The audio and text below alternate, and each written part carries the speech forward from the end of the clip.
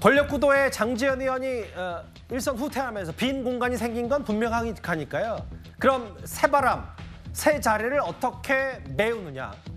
차출설이 잇따르고 있는 한동훈 장관 포함한 선대위원회가 이걸 국민의힘의 힘을 이끌어야 된다는 전망까지 벌써 나오고 있습니다. 국민의힘 의원님들을 모시고 대한민국의 미래를 대비하는 정책을 논의할 수 있어서 참 좋습니다. 저는 우리 정부와 국민의힘이 한 가지 공통점이 있다고 생각합니다. 우리는 국가와 국민에 대한 강한 책임감을 가진 사람들입니다. 국민들의 절박한 마음, 또 국민들이 잘 귀 기울이지 않는 그 민심의 소리에 대한 국민들의 절박함이 점점 커지고 있기 때문에 이를 위해서 필요한 역할이 있다면 무엇이든지 나부터 각오를 해야 되겠다. 그런 생각을 하고 있습니다. 그럼 진짜 이 수순으로 가는 건 아닌지 모르겠습니다. 이제 오늘 보도에 따르면 결국은 투톱 체제, 한동훈 장관, 선대위원장, 공천관리위원장 혹은 여러 가지 설들이 나오는데 현장에서 원희룡 의원이 직접 출마를 하고 이재명 대표에 맞서서 새바람을 이렇게 이끌어야 된다는 전망까지 오늘 벌써 나왔는데요. 그리고 오늘 저희 채널의 라디오쇼 정치 시그널에 출연한 강승규 전 수석이 한동훈 장관 관련해서 오늘 이런 말을 했습니다. 한동훈 장관의 경우 대통령께서도 그렇고 한동훈 장관도 본인도 그렇고 제가 올 중반까지도 출마 의지가 그렇게 느껴지지 않는 것 같았고요. 그런데 이동관 방통위원장 탄핵 국면이 급격히 진행됐고 네.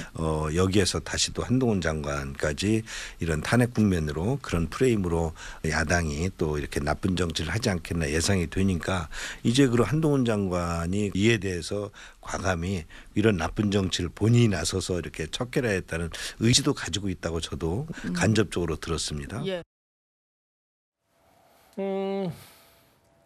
올해 중반까지만 해도 출마 의지가 없었다가 여러 차출설도 있었지만 특히 이동관 전 방통위원장 탄핵 계기로 나쁜 정치를 척결하는 의지를 가졌다고 들었다. 강승규 전 수석 이런 얘기를 했어요? 강 수석의 그 해석 같습니다. 해석. 그러니까 한동훈 장관이 이제 정치권에 들어온다. 총선 출마 가능성이 상당히 커졌다라는 부분에 대해서 이미 온 국민이 알고 있는 그런 상황이 됐죠. 최근 상황이. 그래서 그거에 대한 어떤 이제 강 전 수석 입장에서 나름의 명분을 저렇게 이동관 탄핵이라는 것 갖다 그렇게 들었다라는 말로 이렇게 좀 얘기한 건 아닌가 싶고요. 크게 어떤 직접적인 의미를 둘 그럴 발언은 아니지 않나 싶고 여권 입장에서는 어쨌든 지금 한동훈 장관, 원희룡 전 장관의 투톱을 세워서 좀 새로운 바람을 통해서 돌파해보자. 이런 얘기를 할 만한 상황이죠, 지금. 그런데 여기서도 이제 중요한 것이 사람을, 그러니까 아까 장제원 의원 등등이 물러난 자리에 새로운 사람이 왔다. 이것만 가지고는 안 된다는 거죠. 거기에 분명한 어떤 이른바 메시지가 있어야 되는 겁니다. 그럼 한동훈 장관이 총선을 진두지휘하는 상황이 됐을 때 그러면은 어떠한 메시지를 전면에 내세우고 진두지휘할 거냐라는 거죠. 사람이 바뀌었고 나름 인기가 있는 그러한 사람이 선거를 이끈다라는 것만 가지고 국민이 지지해주기는 쉽지 않은 겁니다. 그러니까 그에 맞는 어떤 변화가 국민의힘에 따라야 되는 것이고 그 변화의 핵심은 결국 메시지와 정책, 그동안에 가져왔던 노선에 대해서 새로운 이끄는 인물들이 어떤 변화를 보여주느냐, 그것에 또 국민들이 어떻게 반응하느냐에 따라서 굉장히 달라질 것이기 때문에 이것을 단순히 새로운 사람으로 바꿨다.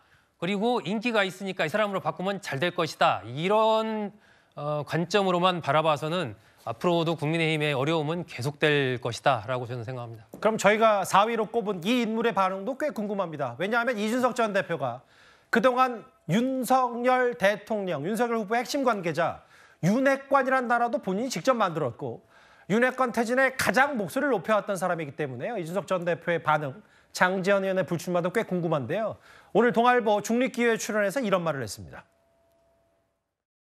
장제원 의원이 잘 되고 못 되고가 저한테 무슨 상관일까요? 그거 행보하는데도 아무 영향도 없고 국민들도 장제원 의원이 없어졌네?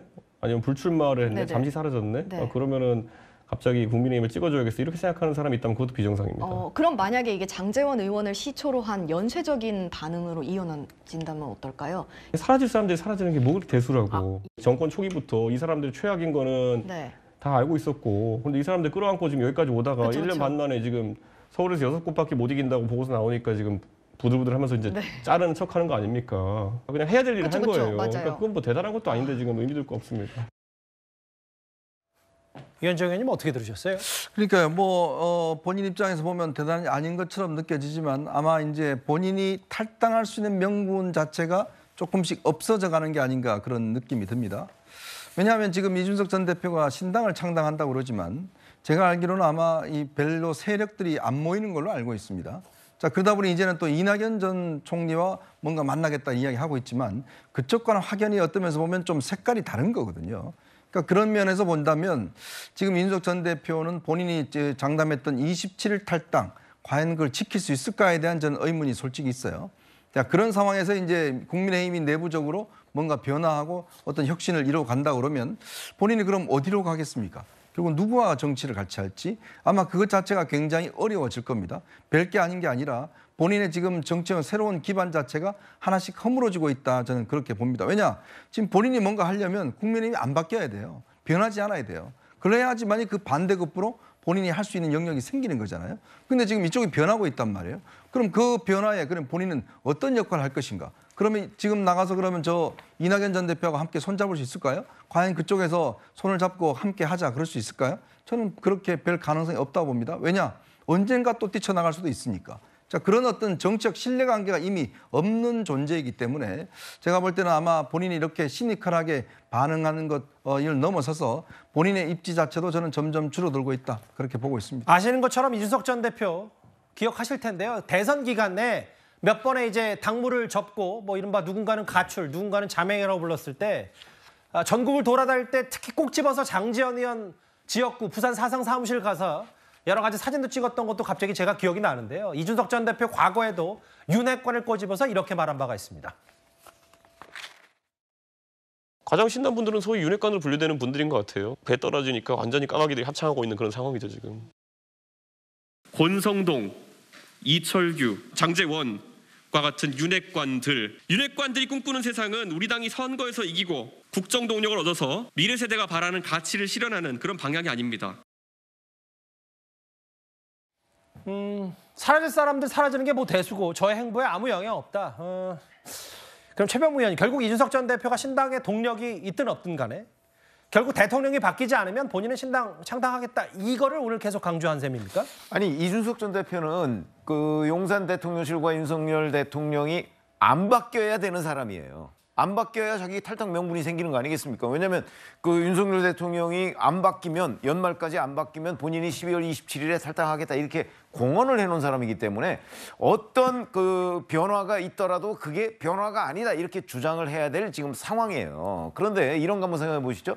이준석 전 대표가 뭐라고 얘기를 하든 간에 지금 적어도 대통령의 최측근이라고 하는 장제원 의원이 불출마를 선언했어요. 예. 근데 그게 윤석열 대통령이 안 바뀐 증거인가요? 아니면 바뀐 증거인가요? 그걸 한번 잠시 생각해 보면 저는 윤석열 대통령이 바뀐 대단히 중요한 증거라고 봅니다. 과거의 윤석열 대통령이라면 어떻게 장제원 의원을 자기 측근에서 떨궈낼 수가 있겠어요? 이 자체가 대단한 변화고 예. 그러나 이제 이 변화가 예를 들어서 더 큰 변화 뭐 이준석 전 대표가 어디까지 기대를 하고 있는지 모르겠으나 더 큰 변화까지 갈 것인지 말 것인지는 우리가 뭐 물음표로 치더라도 적어도 최측근 의원을 본인 용산 대통령실에서 그 대통령이 배제했다 하는 거는 이 자체가 굉장한 변화이기 때문에 이준석 전 대표는 이 의미를 자꾸 축소 해석해야 돼요. 그래야 본인의 탈당 명분이 생긴다는 거죠. 예. 그런 점에서 오늘 그 이 중립기여라는 데 나와서 한 얘기는 저렇게 의미가 없다고 하고 그 본인이 그렇게 얘기를 하고 싶은 것이지 결코 실제 의미 없다고 생각하지는 않을 겁니다. 아마 저는 저런 점에서 오히려 이준석 전 대표가 조금은 좀 초조하고 당황한 것 아닌가 이런 걸 느낍니다. 오늘 국민의힘 내부 꽤 소용돌이 쳤고 친윤 핵심 장제원 의원이 불출마 선언했고 지금 김기현 대표 공식 당무 중단하고 자맹에 들어갔습니다. 이준석 전 대표 반응까지 짧게 만나봤습니다. 다음 주에는 분위기를 바꿔서 야당 얘기를 해보겠습니다.